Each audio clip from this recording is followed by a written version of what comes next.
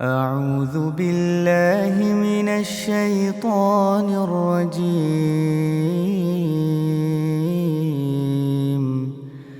Before every prayer, in every unit of Salah, Muslims around the world recite the same words, 7 short verses that hold the entire message of the Qur'an within them. It's called Surah Al-Fatiha, the opening. But it's not just the opening of the Qur'an. It's the opening of the heart. It's the believer's first direct conversation with Allah. It's the foundation of faith, the summary of divine guidance, and the spiritual map for every soul searching for meaning.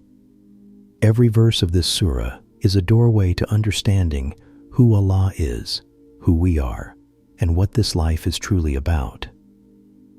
So today, let's take a slow, deep journey through this surah, verse by verse, word by word, until each phrase begins to speak to your heart. Let's begin. Bismillah ar-Rahman ar-Raheem.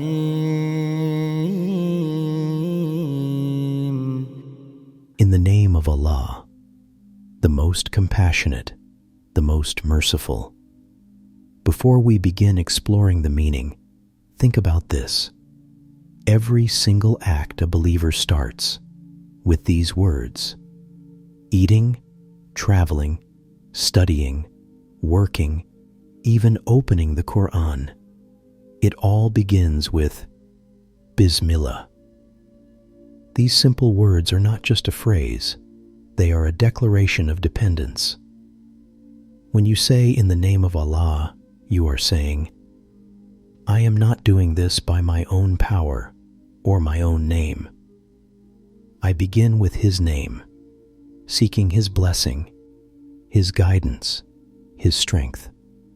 The Arabic phrase, Bismillah, is made of 3 words. Bi, meaning with or by means of. Ism, meaning name. Allah, the one true God, the only being worthy of worship. So, when you say Bismillah, you are actually saying, with the help of Allah's name, I begin. Now, let's reflect on the 2 attributes that follow, ar-Rahman and ar-Raheem. Both come from the same root in Arabic. Rahmah, meaning mercy, compassion, love, and care. But they are not the same. Ar-Rahman describes the vastness and intensity of Allah's mercy.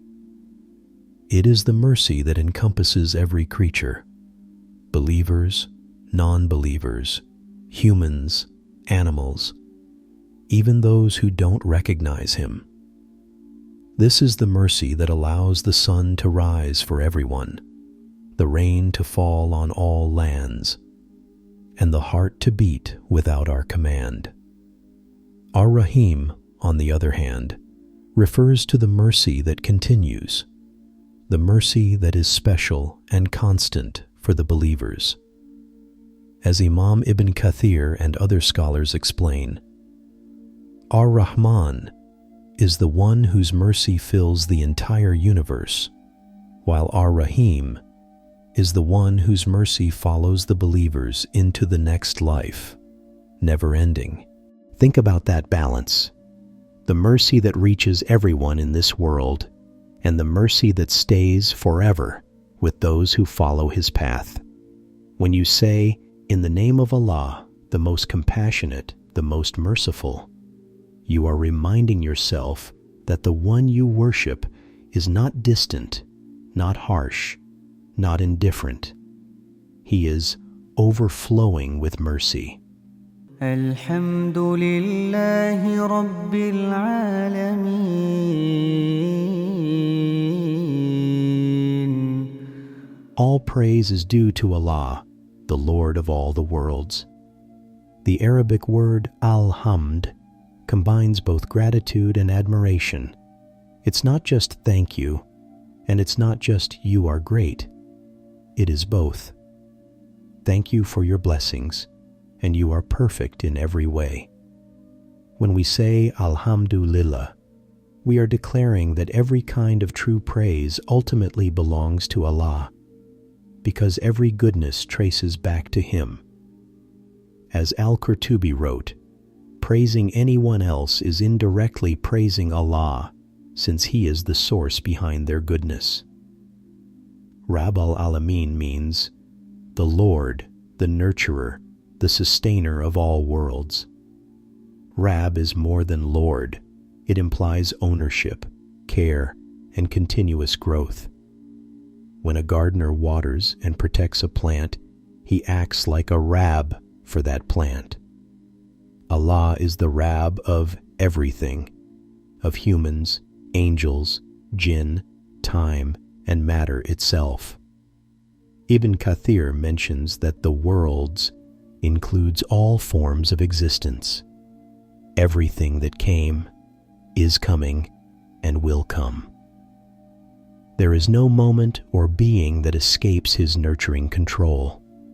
The phrase reminds the believer that life is not random.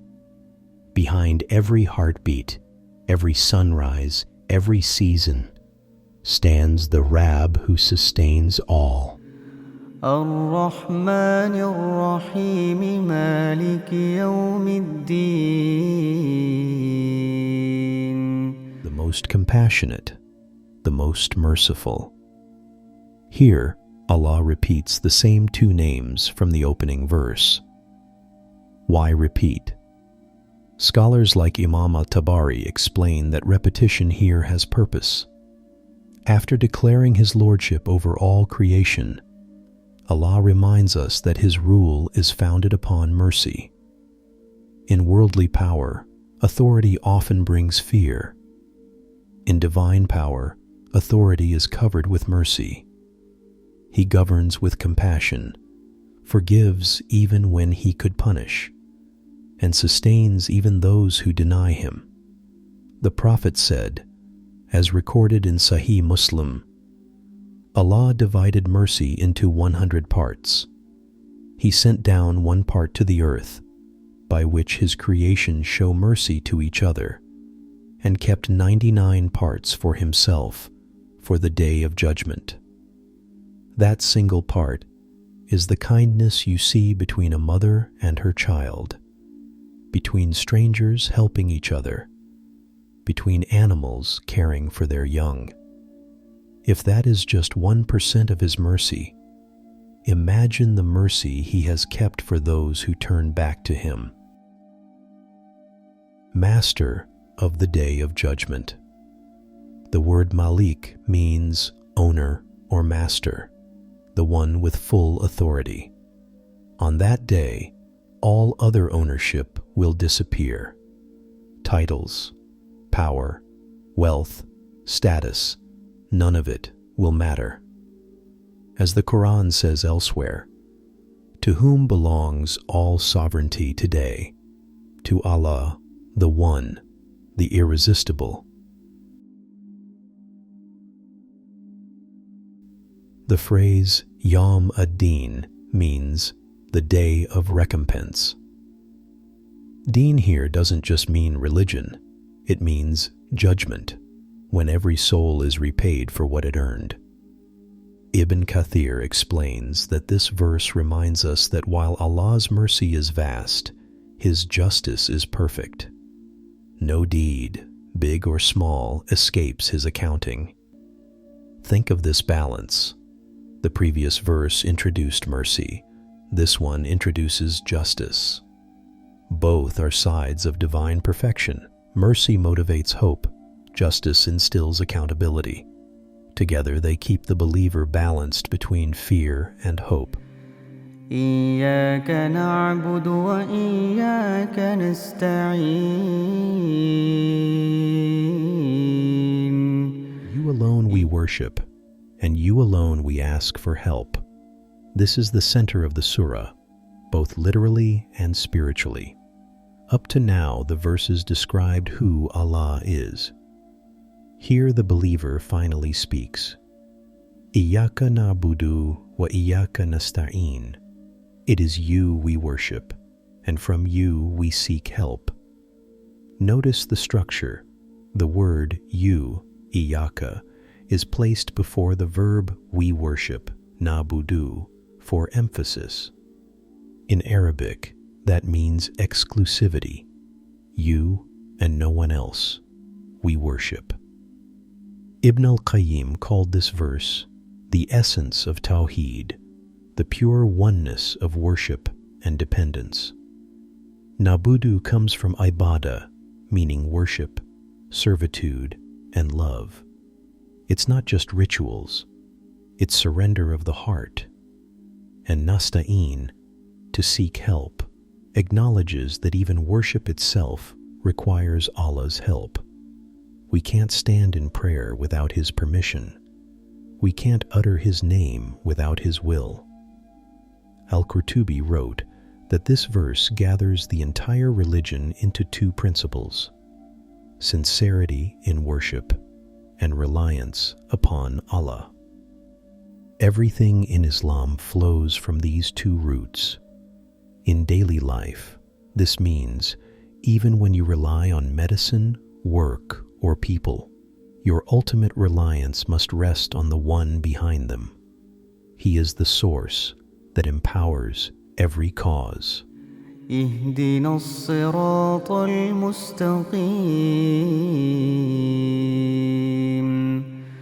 After declaring worship and reliance, the believer immediately asks for guidance, because even faith needs direction.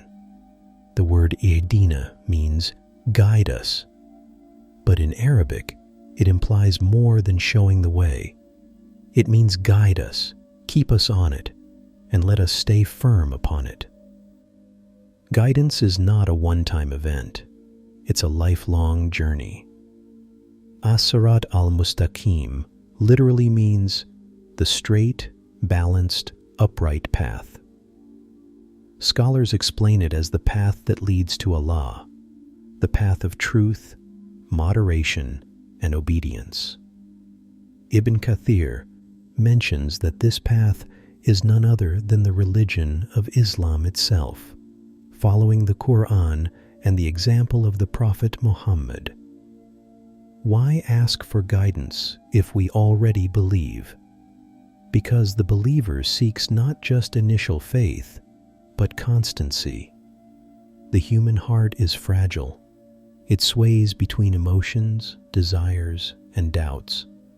By repeating this supplication in every prayer, we are confessing that without Allah, we lose direction again and again. صراط الذين أنعمت عليهم غير المغضوب عليهم ولا الضالين.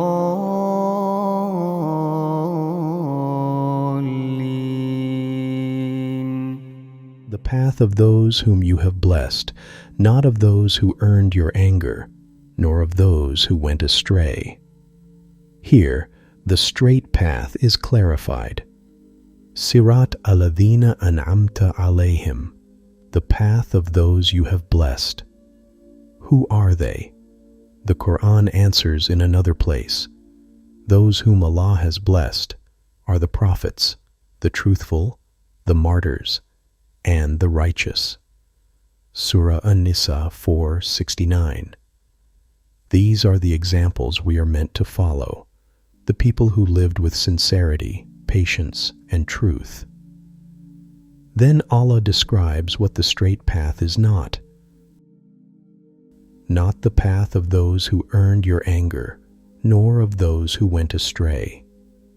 Ibn Kathir and early scholars explained that those who earned anger are those who knew the truth but rejected it.